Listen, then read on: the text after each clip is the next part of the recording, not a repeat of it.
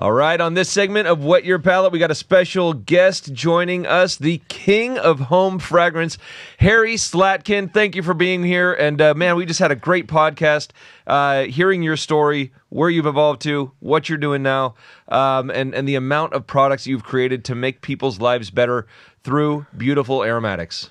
Yes, Harry, How much wine did it take you to have to sit and listen to me? That's the question. How much wine did it take? It was zero. I'm looking forward to catching up in the future. I know I'm intoxicating, but really, how much wine did you have to drink to listen to my story? It's all about that HoneyBee. We kept seeing. Yeah, HoneyBee, the puppy. All right, Harry, thank you for being here. Everybody, you're going to enjoy this whole listen. Yes. It's great stories and really a beautiful understanding of how much fragrance can be involved in your life. So, Harry, thanks for sharing.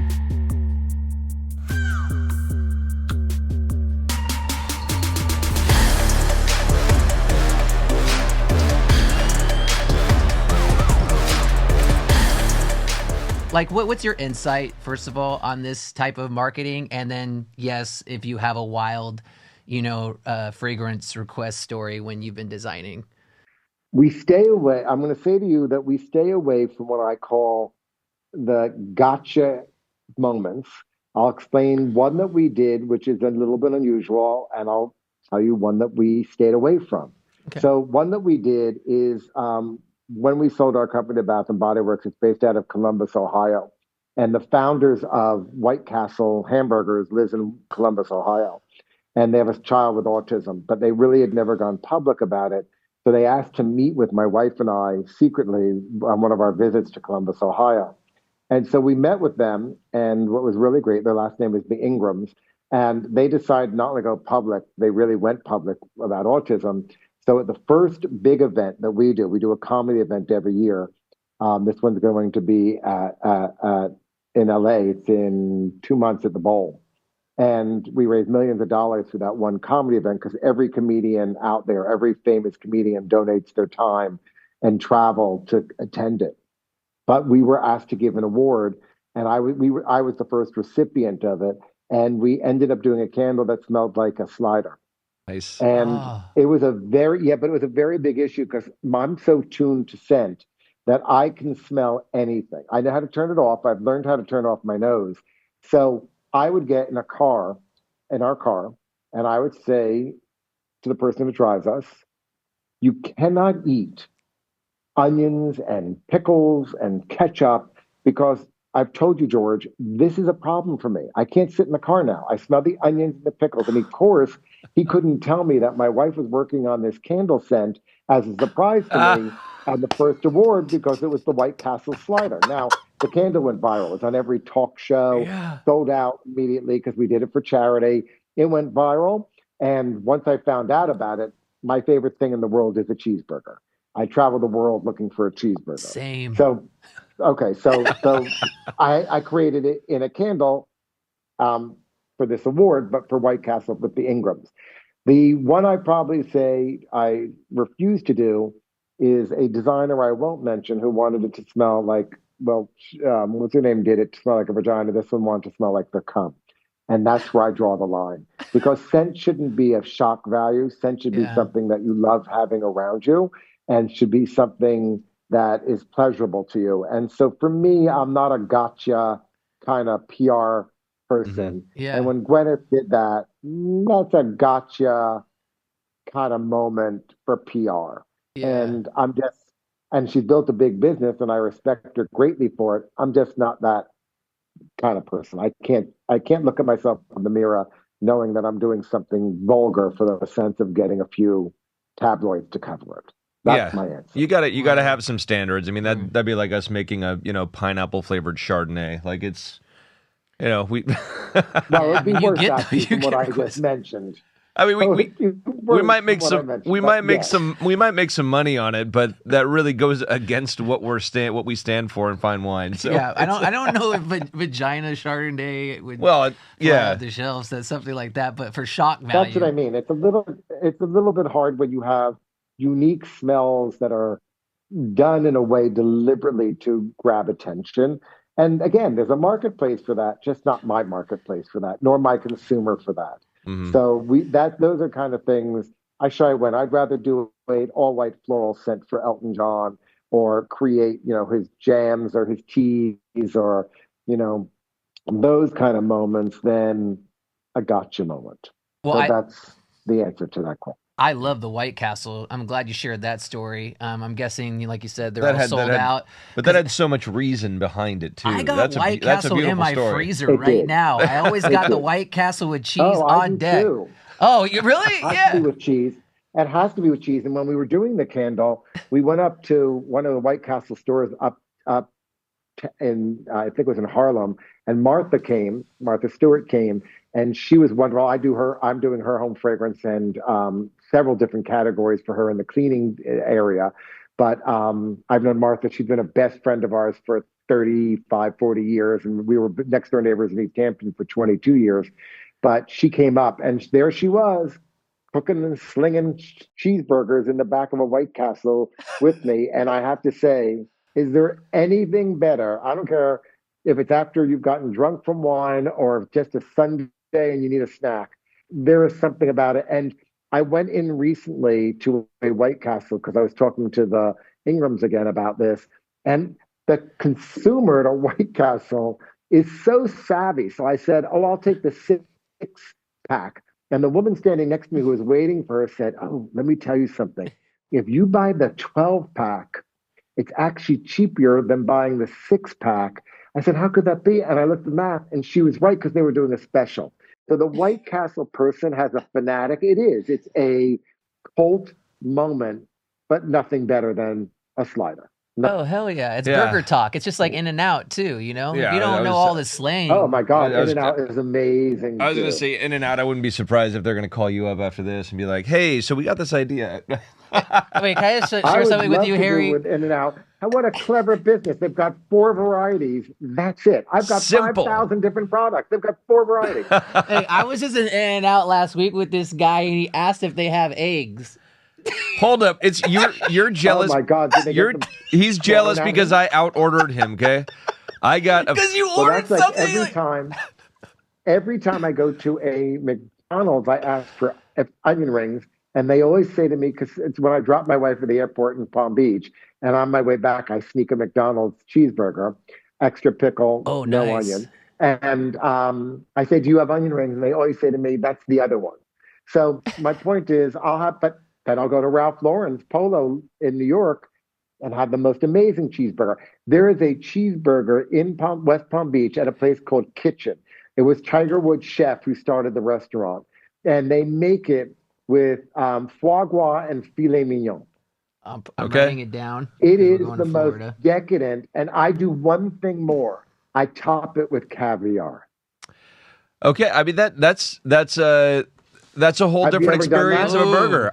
I have done I've done a caviar in a aioli on a burger.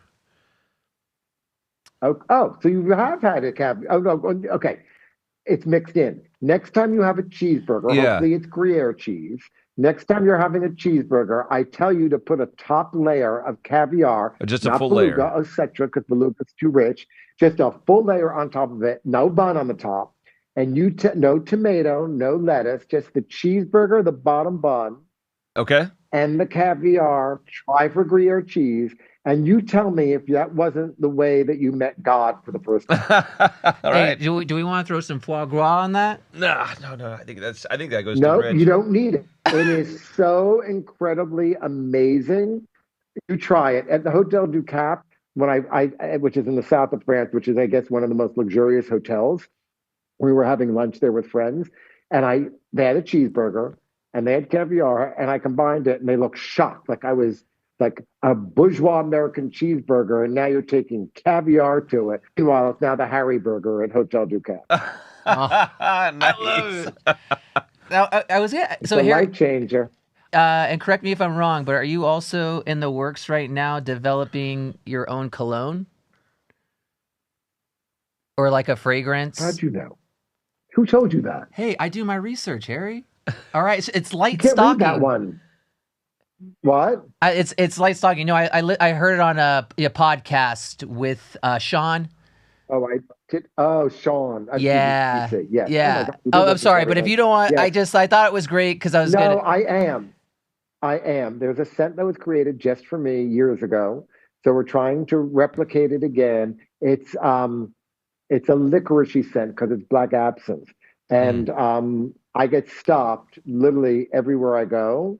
Oh my God, what is that? So we are recreating because the ingredients have changed over time. So yes, I will be launching a personal scent.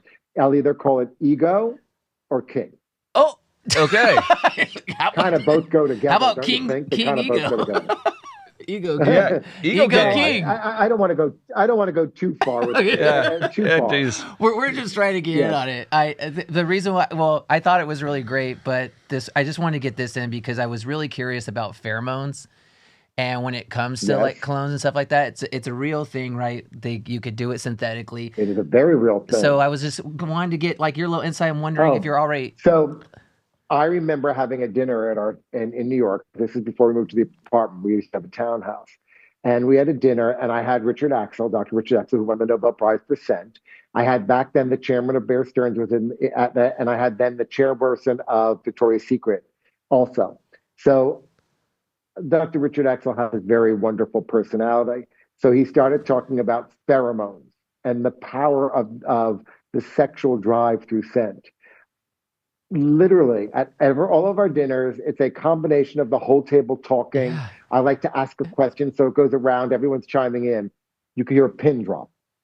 You could hear a pin drop over the conversation on pheromones and what it does. Did you know that the scent of pumpkin arouses men? We're Did you taking know notes. that? We're taking notes. Okay. So pumpkin Truly, for the men scent of pumpkin and women would be arouses men. and women's would be.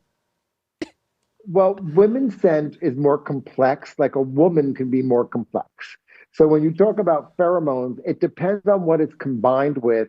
If so for a man, just the true Pumpkin. essence of a pumpkin Huh. can do that.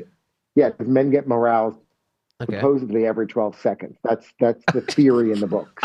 But a woman just is happened. much more romance So and what much you're saying more is things so going on. They have not pinpointed the female arousal scent. Well, they have, Sense. but female likes, there's much more that goes into um, romance of a female. So it's what you combine the pheromones with that will actually appeal to that. Where literally a man could, smell a pumpkin and there you go. And that was done by the Chicago Fragrance Institute. So fragrance is pretty powerful. It can do many magical moments to you. Fall is a crazy time for men. Thanksgiving, Halloween, a lot of pumpkins. We're A getting lot wild. of pumpkins All out there, and I all do a these- lot of pumpkin scents. But I try the family version, mind you. I'm in the Walmarts and QVC, and I'm doing the family version of pumpkin. If it happens to have a side effect, I take no credit. Yeah, I can imagine these girls walking out of Starbucks with their pumpkin spice latte, not realizing they're walking through Central Park, arousing all the men they pass by.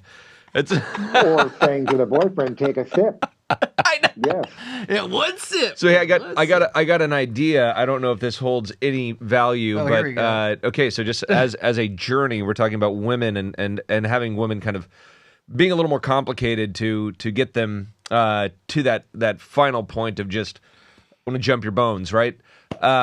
It's a journey through the house, starting with the garage. What scent starts there? You move into the kitchen. They walk through the living room. They end up in the bedroom, and by the time they've hit these 4 or 5 different scents, they've had the whole journey, and now they are just ready to go. Maybe that's the way to look at it. Yeah, I think, okay, so I think there's different interpretations of all of this. I think the man is probably more to do that journey upstairs and have that happen. For a woman, it's about the whole experience. So it's probably the gift of the fragrance, lighting the fragrance, Yeah. having the experience of the great, wonderful product filling your home, the message that was behind it. That probably leads you quicker to the bedroom than it does just lighting a candle in the garage. Well said. Good It's point. the foreplay of the fragrance. Yes. Yeah. Everything. I think it's everything about it. Where again, a man reacts differently, but a quick way to react to a man is, and you can look it up online. It's a pumpkin scent is Okay. an arousal form for men. I So did I not sell a know lot that. of I'm glad pumpkin to. candles. Have you you said you've done Oh, I thousands see you thousands going of to the vineyard this afternoon and saying, guess what? We're doing we're doing pumpkin rosé or we're doing a pumpkin burgundy. You can see your Yeah. you can see your gears turning. So have you done a any wine inspired scents or as of yet? I do because it would be hard not to include. Like one of my favorite wines is a Camus, Hmm. and so is Camus. So when I'm doing our fragrances, sometimes if I'm doing a gourmand scent and it's chocolatey, I'll add some kind of Merlot or I do a sangria. I do all different, which is a white wine. So I do all have ones with champagne notes in it. Literally, you can smell the bubbles of the champagne notes in it. So my favorite is a pink Ruinart. But my answer to you is yes, I do. I use notes of wine all the time, and the fragrance houses are very good at recreating wine scents. Hmm. Very good at it. Right. What's like the hardest scent to recreate? Would You've you never say? smelled Mouton Slatkin? Mouton Slatkin. I did not. Yes. Depending on the year, it's pretty good. That was Yeah, that was nice. Yeah, Yeah. there was a chemical reaction. How about how do you feel about with social media as far as how that plays with fragrance, the speed of the marketing of that and everything? Have you seen that really kind of change as far and the marketing aspect of it with with storytelling and stuff and leading people in the right direction? Yeah, I think the whole world of social media is changing right now. I think so many people were influencers that got paid for the product to do it. And that's okay, right? We all have to make a living. But when you're doing 15 different products, it doesn't come off as real anymore. So I think what's changing in the marketplace is the realness. There's nothing I like more. I don't mind actually if a housewife has made her life out of, you know, um, fragrances and talking about them, but it's turned it into a career. How great. That's a passion. But when you look like you're pushing product and it's an advertorial, that's the part that I've never liked. I've never believed in it. So I think social media is going through this whole way of changing so it becomes more believable when you see it as a way of using it. Well, maybe that And I it's think that's because the younger consumer, meaning my daughter, for example, who's 26, you can't easily do a gotcha, grab you kind of moment on them. They Mm, see through that. The yes. older generation can be very influenced on, like on my Instagram, when I'm flipping through it, so many people take out ads. So with the new puppy, I can't tell you how many stuffed bees or, because her name's Bumblebee, a honeybee rather, or something to cover the sofa that, is plush and wonderful. And, I keep buying that because I'm gullible. The younger generation's less gullible. And so when they see someone just pushing a product because they are pushing a product, that's over. That really is over in the industry. So Mm, social media will always be important as an influencer, but it's the realness that matters. It I, is. It's the I agree with realness that that. matters. Yeah. yeah, And I I think agree. it's naturally depopularizing the people that were doing a lot of the pushing, right? So it's like I think It, what you're going to for end up with sure. is people with a true passion behind whatever it is that they are influencing about. Um, because the Yeah, others and that are again, the pushing are just not younger going to be viewed. consumer sees through that. No, you know when someone's pushing something because they're getting paid for it, or when they're pushing something because they truly love it. You cannot fool the consumer, especially the younger consumer. So for me, that's what the big change is that we're going to probably see in the next 2 years is really the reality of it. And social media turned into reality TV a bit where, you know, people look at a fashion show and they see who's sitting in the front seat, but you could add up those front seats and get to millions of dollars because they're all being paid to sit there. I think that is going to pass. In the old days, that didn't happen. You went to a fashion show and it was privileged to be invited to it. Hmm. I think that's going to go back to that because who believes When you see someone sitting and they got $250,000 to sit in a seat for 10 minutes at a fashion show because of the photographs that come out of it, you're like, okay. And then the next thing you know, you see that person at two more fashion shows.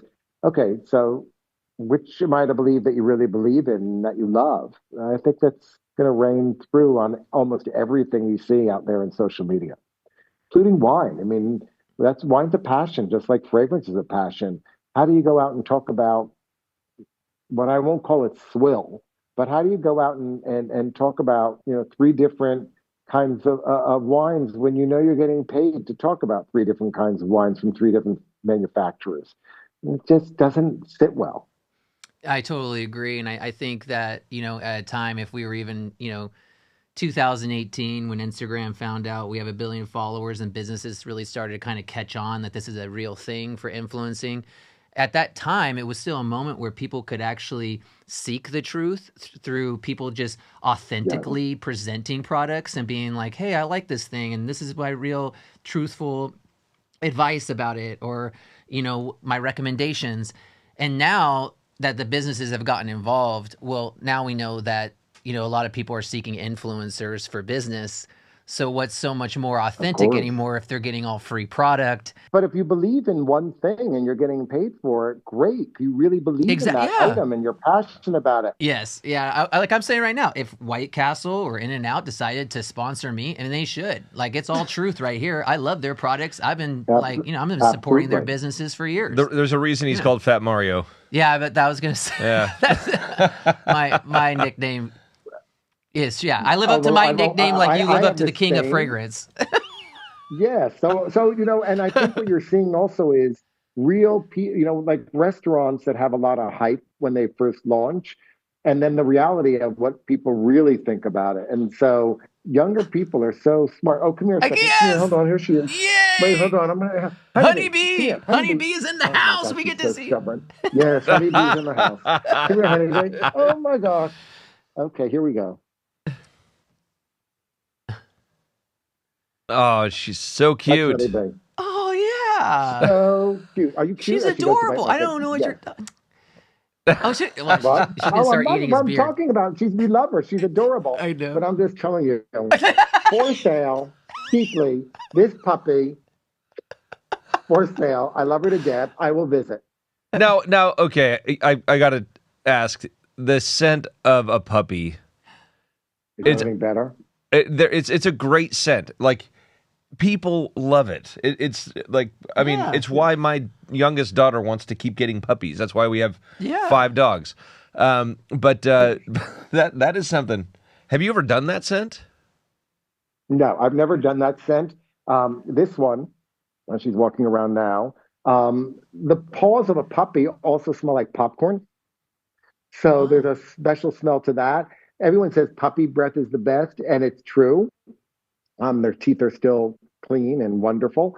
So it is a wonderful scent. But right now, she's in my bed. I'm smelling the puppy. That's enough for me right now. It has not influenced a scent. It has not influenced a scent. And certainly, since we're on each other's nerves, it's not happening anytime soon. Well, I was going to say, you're obviously a master of your craft, but is there something that training that is involved with the olfactory, or that you've done for yourself, or do you feel that maybe you were blessed genetically? Right. So I was blessed. I don't know if it's genetically, because I'm a trained nose. So I'm the only recognized nose. So a nose is there's master perfumers, but to be called a nose in the industry is one of the highest accolades you can get. I'm the only nose given the award by the Perfumers Association in the entire home fragrance industry. So I'm a trained nose, though. So there's different kind of noses. I'm a commercial nose. So there are people who go to, perfume schools and, and master in France and work with perfumers and really then become very, very sophisticated in the world of fragrance. And then there's me, who has what I would call, the Estee Lauder, the Helena Rubinstein, the common sense nose. Leonard Lauder was one.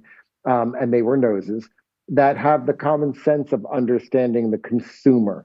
And so for me, I've trained my nose through the years to really be sensible for my industry. My wife is not a recognized nose, as I tell her often, but she also mastered the very luxury world of Nest. So I've learned. I mean, the worst thing that ever happened to me, and I know we're probably have really near the end, but Yeah. the worst thing that happened, I was on a train going from Paris to London, and this is like 12 years ago, maybe longer, and they were smoking, so maybe it's 15 years ago on the train, Mm. and I abhor cigarette smoke. Obviously, I'm very sensitive in my nose, and I didn't learn how to turn my nose off back then. Now I can. And the woman behind me was smoking, so I took my fragrance out to spray me, and the nozzle actually went and sprayed her in her face. And so we spent 15 minutes with the conductor of the train because I don't know French well, but I know that I knew a few words. She was cursing me with swear words in French, and I was answering her in English, and the conductor was trying to calm the whole situation down. But I am very sensitive to aromas. As a matter of fact, in Boston, the Tribune asked me to go through Faneuil Hall and rate all the stores, the market, and what it smells like. And so I did that. I can now, though, turn my nose off. So I don't smell fish when I don't want to smell fish. I don't smell onions when I don't want to smell onions.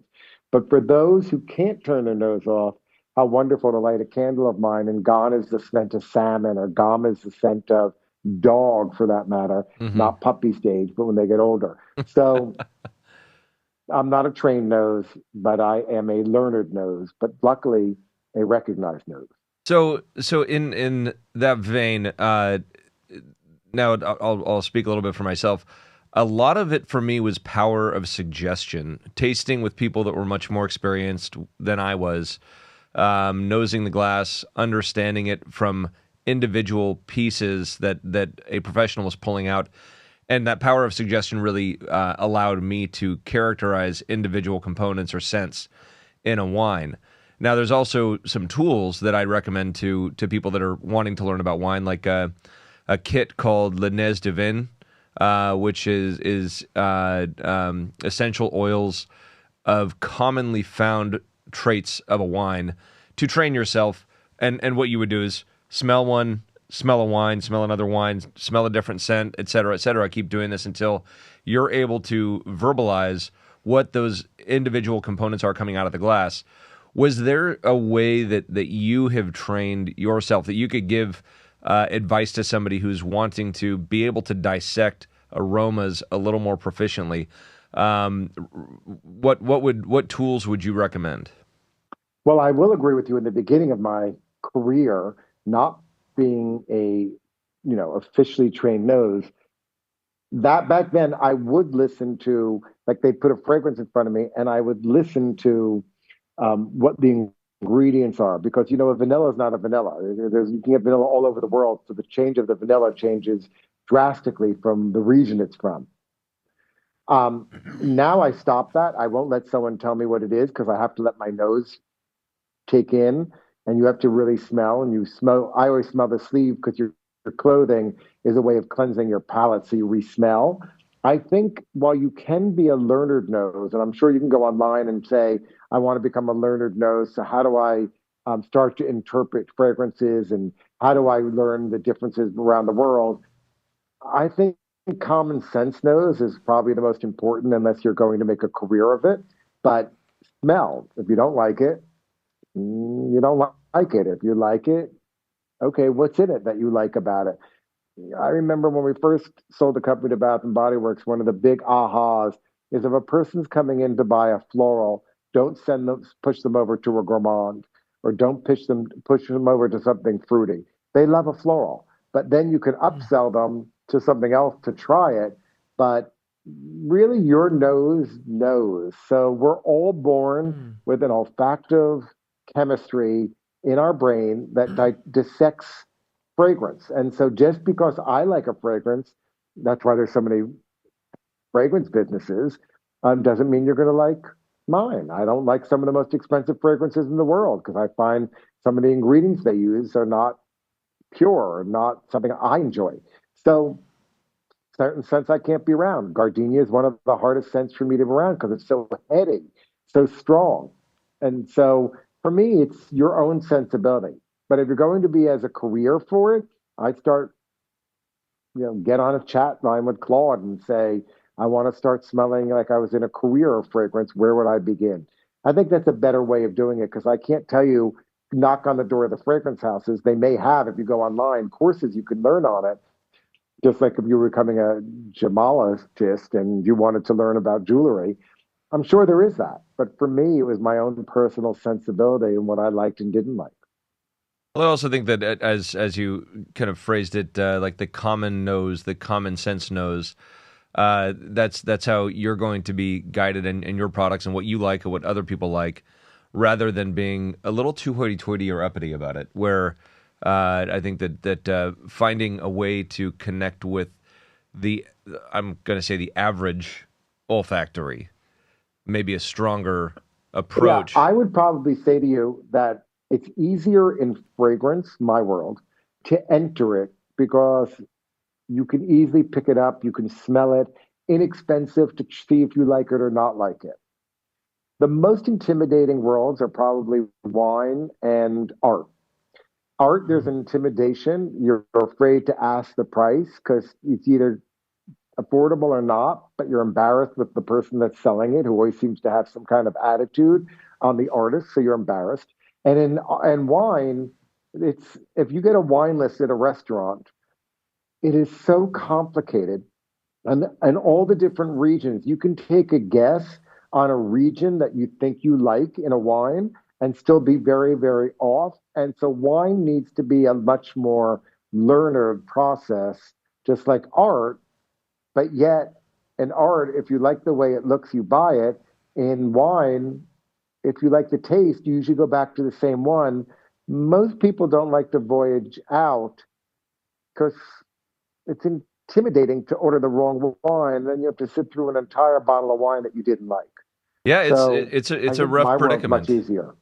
It is a rough predicament It's for a wine. rough predicament, Yeah. and there needs to probably be something in AI or something that makes it easier when you go out to restaurants to be able to interpret wine lists. Because, as you know, most people pride themselves on a wine cellar, and even if it's not an expensive restaurant, even beer, when you go to a beer and you have 15 beers on the list, unless you're really an aficionado of beers, how do you start knowing about the unusual ones? Mm-hmm. So I think it's intimidating, and there needs to be some kind of AI that tells you what like you put in, I love this kind of wine. You got to start somewhere. Which of this list am I going to think is the similar but trying something new? I think that's has to happen in your world. Yeah, well, I think what the beauty of, say, your world is that you can actually smell to a degree what the product is that you may be buying. Absolutely. Right? In wine, you can't. Yours are all sealed. Yeah, we're all sealed, and somebody did come out with it did not work, but they did a scratch and sniff label, and Oh.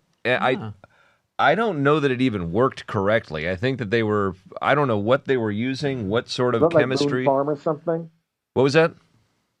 Well, I think of scratching and feeling like a big jug of wine. That's why I said like Yeah, Boone Farm yeah, or something. Boone's Farm. Yeah. But I've never had anyone hand me a Lafitte with the scratch and sniff. And the problem is, Exactly. right? Exactly. And the year changes. The year changes the taste. There's different versions of a Lafitte. So I think my answer is you have wine is an intimidating world, and fragrance is a lot more approachable. I think I helped to do that, but a lot more approachable and conversational when you're shopping for it. I think that's your next thing in wine. You've got to figure out an easy way with the new world of AI to a consumer being able to shop it, because we all like to feel like we're drinking something special, but making a mistake in the wine world can be expensive. Mm-hmm. Yeah. Well, as far as navigating those wine lists, the one thing that, and we talk about a lot, that I think wine has had to depend on is Somms. And then that goes on if it's either going to be, a good-hearted somm that's trying to lead the consumer where they would like to go on the path, or if it's like, what Joe has coined, like a kami-sami, who's basically telling people what they should drink and not kind of lending to the journey of, which really is food and wine pairings. Yeah. But just the presence of a sommelier is intimidating. The word sommelier is already setting it up for you're bourgeois and I'll tell you what you need to drink, whether you like it or not. I mean, it's already an intimidating moment having a person come over to you, usually with I wouldn't say attitude, a lot of them are very friendly, but already with a intimidation of what's your budget? That's usually what they say. So they usually start off saying, "What do you want, a red Let's or a see white? your finances." What would you like?" Yeah. Right? But well, that's what it's like. They usually no, then you're say, right. He gets it. Yeah. Can I suggest a wine? And then they're going over here is the wine, and your eye's going over here, and they're going, "No, this is the wine," exactly. and you're looking over here, and you're like, "Ooh, 185." Then they sense. And then all of a sudden they're suggesting something that's 75, and you're saying to yourself, why do I feel like I'm going to spit that out based on the fact that he just romanced me and told me it's 185 is where I'm going to have an experience I like. It's a very intimidating world. And again, while a sommelier can take you through it, I think most of the time they're there to push you into a more expensive wine. My opinion. Yeah, I mean, we have a lot of gatekeepers in this industry, right? Number one is the regulatory environment. That's state by state, in some cases county by county. Even getting your wine to be able to be at a distributor, let alone get onto a wine list or a shelf. Of course. And then you have a wine list. Yeah. Then you have the How critics. Big is a wine list when you go to a restaurant? Oh my God! Yeah. Now they give you iPads. I mean, it's like, They give you iPads. Yeah. I know. They just want you to be swiping. And sometimes you get confused between the red and the white because of the region they put it under. So you're going back like this. Oh, I didn't realize I'm already now, into white burgundy. So what do? I just skipped. I literally popped over. It's a very intimidating, just like the art world. I've spoken, a friend of ours is one of the most important dealers. His name is Bill Aquavella. And I've spoken to him and said, you have an intimidating world. People don't want to come to a gallery and realize, how much is that painting? And because it's hushed tones and it's someone coming out. Can I help you? Are they looking down at me? Are they not? Jewelry. You go into a jewelry shop, it's behind a case, and there's this moment. I remember my future son-in-law, because my daughter got engaged Thanksgiving Day. He wanted to get a new watch. We were in Saint-Tropez. And so he wanted to go into the Rolex store. And as you probably know, you can't buy a Rolex at a Rolex store because they only will sell a Rolex that's in a Rolex store to a customer who's been shopping that Rolex store. If you're an outsider, they're like, I'm sorry. So we go inside and immediately it's looking down on you. First, he's young and he wants to look at that watch. And so he finds a watch he likes. How much is this? Well, it's not for sale. What do you mean? You're a store. Yes, but we don't sell these watches. I said, well, I was with him and I'm like, well, then why do you have a store? They said, because there's a long wait list for these watches. And so we don't sell it to just anybody. So then why do you have a store in Saint-Tropez on the main street? And it's intimidating. You have to buzz the front door. They buzz you in. Then you have to wait in a little cubicle till they buzz the second door in. Then they come and they look you up and down to say, what are you doing in the store?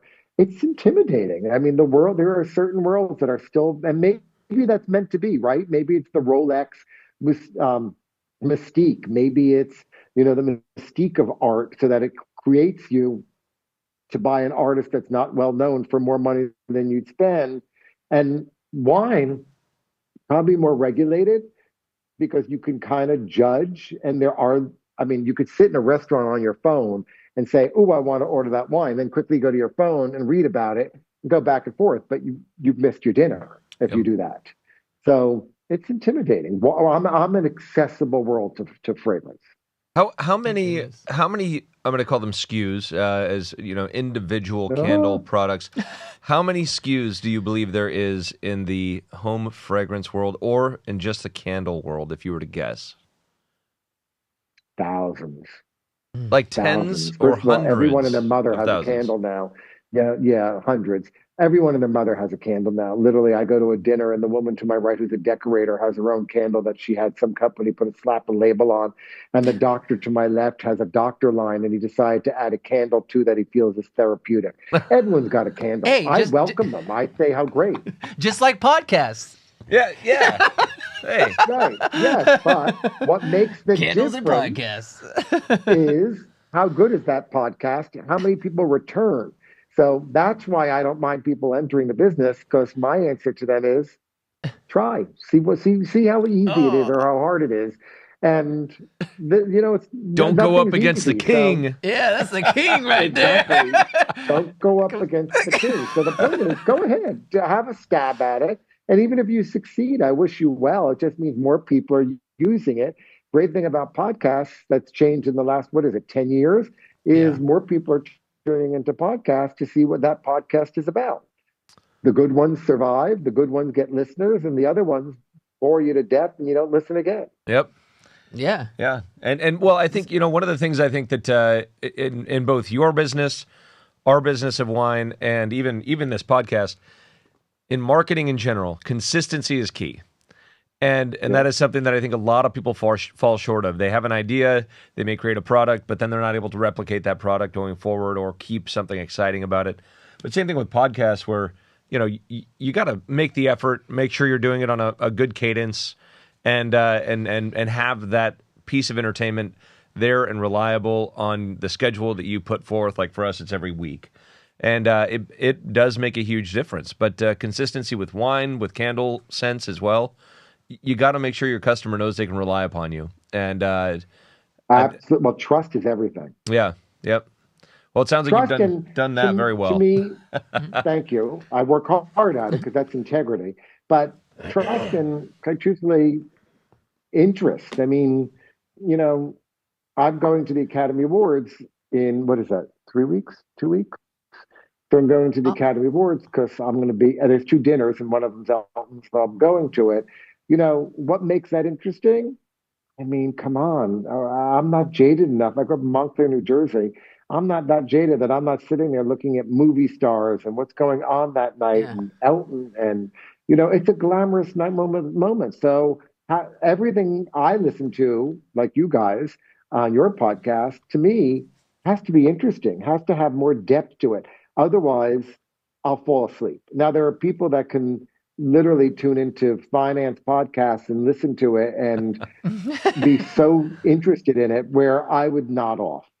I would Yeah, nod well, off. that's very Yeah. very specific Well, if listenership. I turned into one that was going to talk about derivatives, I would say, oh, God, an hour of this?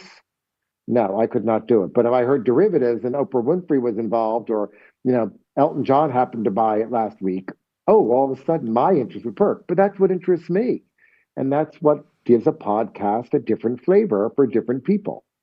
And if we were sitting here talking about wine like so many other people do and making it boring, I think a lot of our listenership they are wine fans. They like our wines, but they want more information. They want to hear the story of you and your entrepreneurial journey and what it Well, is like everyone opening wants to their hear mind. the story about me. So, of course, that's a natural. But I have a question for you is what makes your wine different, in your opinion? I will say consistency is extremely important, so people can rely upon it any given year. There will be variation vintage to vintage, as is normal, but trying to minimize that as much as possible. The packaging, the story, the person or people behind the product is super important now. Knowing that it's not just some contrived brand that a marketing team had a think tank over and thought consumers at these age ranges and female are going to enjoy it. It's really just a real product that real people like and that goes well with food, how we get it out in the market, how we really cater to the restaurant community. All those things play a role. Are you mostly restaurant? Are you mostly We are restaurant? mostly restaurant. Mostly restaurant, but you can find us in finer retail stores. You know, our products just aren't going to play in places like, 7-Eleven or, kind of like bottom tier. 7-Eleven, you didn't have to go, okay, I don't think I trust your wine. No offense. If it was in 7-Eleven, I would buy a bag of chips, but I don't know if I trust Yeah, your Hey, wine. would you be getting Fritos or what?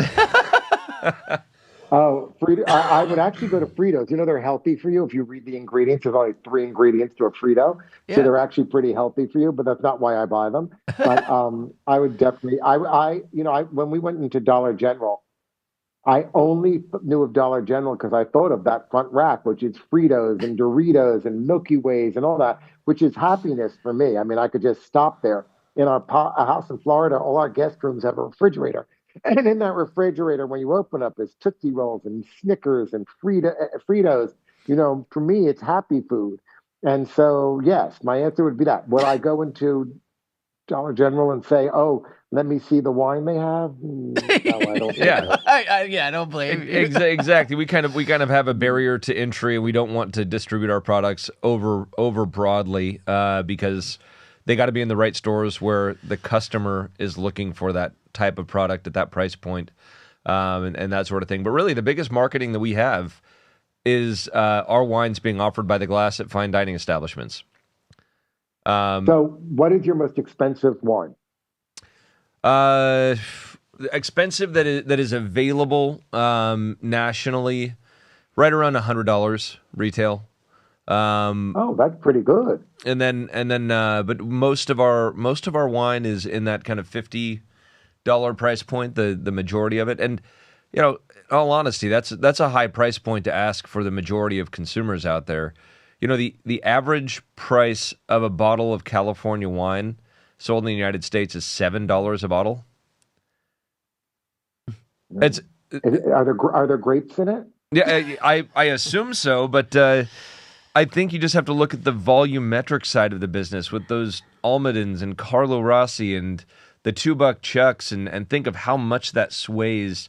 But that's one bottle at a time to bring that average price down to that level, and that just kind of tells you, asking even $20 for a bottle of wine, you're minimizing the potential pool of consumers every time you ratchet up a price point. So from 7 to 10, Have 10 you to ever 15. seen? First of all, I love the name $2 Chuck. I love that for a wine. It's so cute. I don't think I'd try it, but I love the idea of it. I mean, it's so great. Maybe I would try it.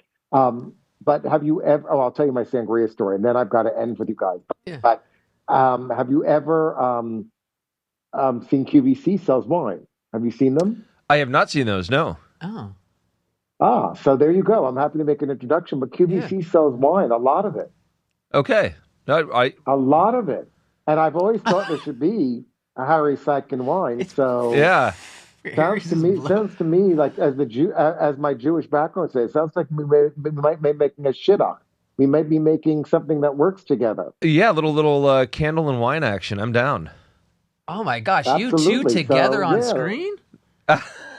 So the QVC, Dude, fly it off the wine, shelves. We're and gonna break your record, I've Harry. been dying to go on air selling my candles, drinking wine, but I only if you sell it. So it's something to think about. You should go look online and see what they sell at QVC and the price range. I think they're in your sweet spot on wine. Okay, I'll take a look, and then I hope that when you come out to Napa, we could show you around a little bit. I'd love that. I'd love to do that. And in closing, I will tell you the cheapest wine I ever did was when my wife and I first got married. We decided to make our own sangria. So we took a big plastic garbage pail. We put a plastic bag inside it. We spent about 5 hours cutting up all the fruit, putting it in, and then we bought the cheapest jugs of white wine, poured it in, and let it ferment for a dinner we were giving for 3 days.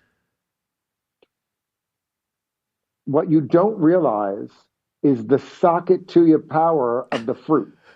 Yeah. So when you serve it as sangria, sure, you have 2 or 3 glasses and it's wonderful and it's got its own punch.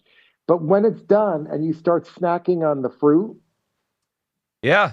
we didn't leave our apartment for 48 hours after we ate it because the fruit was so soaked in that alcohol that it just literally made us pass out.